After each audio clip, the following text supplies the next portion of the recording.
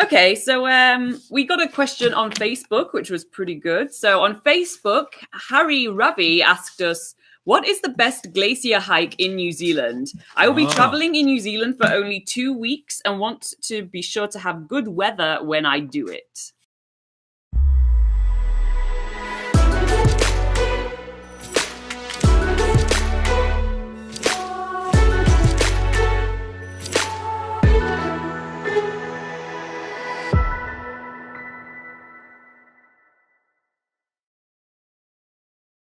Okay, so best glacier hike in New Zealand. So let's just start.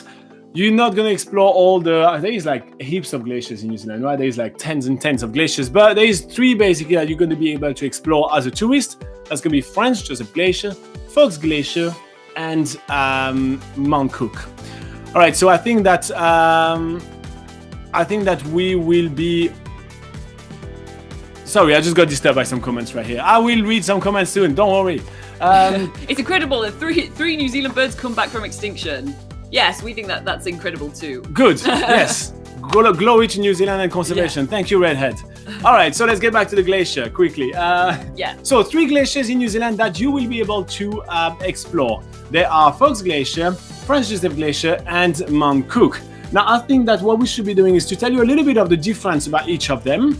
And after that, we can tell you how I think we will play it to make sure that we get the best weather, because that's definitely what your question is. What's the one where we're going to get the best weather, which is best weather in New Zealand. So let's get started. Tell him a little bit about Franz Josef. Okay, so Franz Josef Glacier is probably the one that everyone has heard of. It's definitely the most popular glacier to go onto, and that's mainly because it's the one that's had tourism going on the glacier for the longest and has the most advertising, I guess.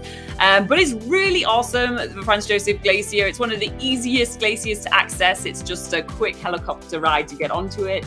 And yeah, when you go on any of the glacier tours, each tour is completely different. So one time you could be going through like little sort of tunnels and things, or little like mini crevasses, and yeah, other times it would be very different. It really just depends how, like, what happens when you get there, basically. So yeah, Franz Josef is definitely the most popular. There's different operators that are taking people onto the glacier, and yeah, I think that's pretty much Franz Josef in a nutshell. All right, Fox Glacier. Fox Glacier is kind of like your best glacier for Insta glory. If you want to take the beautiful blue ice cave for Instagram shots, this is where you're going to want to go. The reason being is that it's a glacier that is going in bands, basically, and when it goes through the band, it just kind of breaks the ice, obviously very slowly. It's not, it's not fast moving, but it breaks the ice and create all those beautiful ice caves. So when you do the tour, which literally lands just after the bands, then you start having all those beautiful caves and everything. So the most cave filled will be Fox Glacier. Now, on the other hand, it's a much kind of smaller kind of glacier. There's only one operator. It's not too far from Franz Josef. I think it's under an hour drive, so it's quite cool. And there, you basically have much less tour going, because there's just one operator. So I think there's one or two tours in the morning and 1 or 2 tours in the afternoon. That's pretty much it. So that would be for Fox Glacier. And then there is Mt Cook, where you have the Tasman Glacier. Do you want to take this one? Yeah, so the Tasman Glacier is actually New Zealand's longest glacier.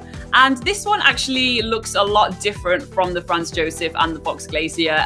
Just by its whole look about it, it looks quite flat when you're flying over it. And when you do first land on the glacier with the helicopter, the landscape seems very flat. But your guide will take you to some really awesome places where you probably will find a few little caves here and there, and you get to learn more about the whole environment that you're in.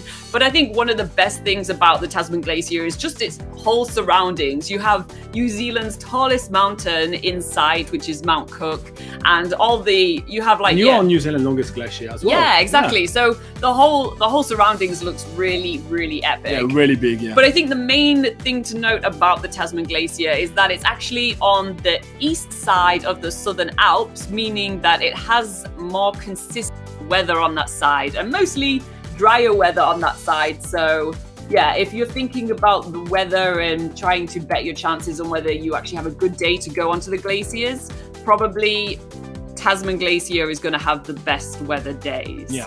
So that comes to the weather on the South Island of New Zealand. So now the South Island of New Zealand has a massive mountain range called the Southern Alps, going right in the middle. Usually on the west coast, where you have Franz Josef and Fox Glacier, you will have like the weather, basically the clouds go and just stay there and keep raining. It's really famous, the wet west coast, the wild west coast.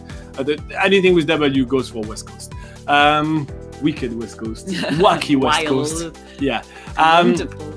But on the other side, which is where the Tasman Glacier is, it's literally on the base of the Southern Alps. But on the other side, you're much more sheltered from the weather.